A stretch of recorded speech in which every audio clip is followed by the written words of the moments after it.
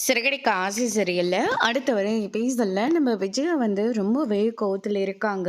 மனோஜ் போயிட்டு, "என்னாச்சும்மா?" அப்படின்னு சொல்லிட்டு கேட்கவும், அதுக்கு அடுத்ததா அந்த மீனவ தான் வாயால மருமகன்னு சொல்லிட்டு, நானே என் கையால ஆரத்தி எடுத்து உள்ள கூப்பிட வச்சுட்டாங்க. அது எனக்கு எவ்வளோ பெரிய அவமானம்னு தெரியுமா?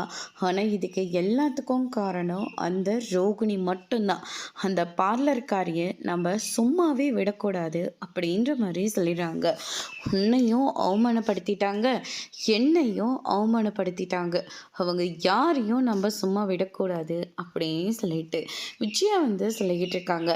என்ன பண்ணணும்னு மட்டும் சொல்லுங்கம்மா, மற்றது எல்லாமே பண்ணிடலாம் அப்படின்னு சொல்லிட்டு மனோஜ் சொல்லவும், நான் சொல்கிற மாதிரி செய்ய அப்படின்னு சொல்லிட்டு விஜயா மனோஜ் கிட்ட ரோகிணிக்கு ஃபோன் பண்ண சொல்கிறாங்க.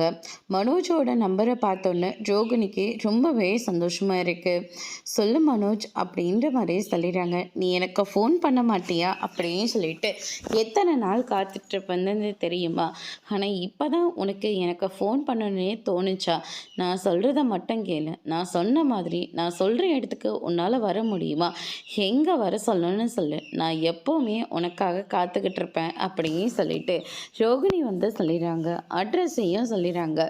ரோகிணியும் மனோஜை பார்க்கறதுக்காக ரொம்பவே ஆர்வமாக வராங்க. அதோடு இன்னைக்கான ப்ரோமோ முடிச்சிருக்காங்க.